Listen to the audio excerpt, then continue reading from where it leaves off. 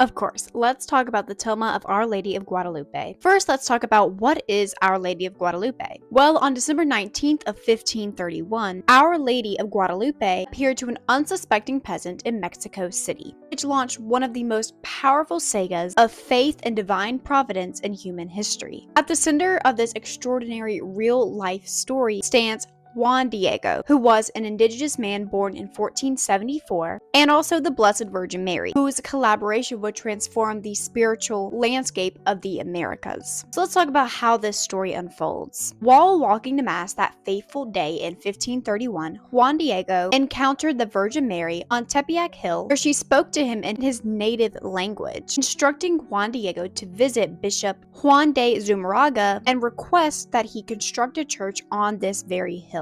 The bishop initially expressed skepticism about Juan Diego's request, but he soon asked for a sign to prove that the Blessed Mother was really making the appeal through Juan. Days later, on the same Tepeyac Hill, the Virgin Mary appeared again to Juan Diego, directing him to gather Castilian roses, which had miraculously bloomed on the barren hillside. Surely this sign would persuade the bishop, but instead something remarkable takes place. When Juan Diego unfolded his tilma, or his cloak, to present the roses to the church leader, Bishop Zumarraga and his confreres responded with shocking reverence, kneeling before the tilma, on whose fabric God had miraculously imprinted the image of the Virgin Mary. Our Lady in Guadalupe appeared in Mexico as the pregnant mother of God, who blessed Juan Diego and Aztec Indians December 9th, 10th, and 12th of the year 1531. She left a miraculous image of her appearance on his cactus fiber cloak, otherwise known as his tilma, which still exists today for all to see in the Basilica of Our Lady Guadalupe in Mexico City. Our Lady came to offer faith,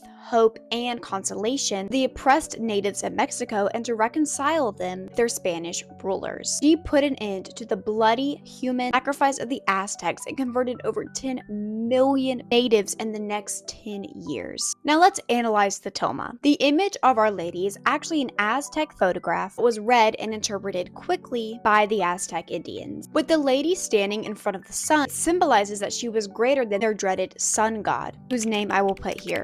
The stars strewn across the mantle symbolize that she was greater than the stars of heaven that they worshipped. She appeared on December 12, 1531, and the stars that she wore are actually the constellation of stars that appeared in the sky that very day. The blue-green hue of her mantle represents that she was a queen, for she wears the color of royalty. The black cross on the brooch neck showed that her god was that of the Spanish missionaries, Jesus Christ, the Son of God. The black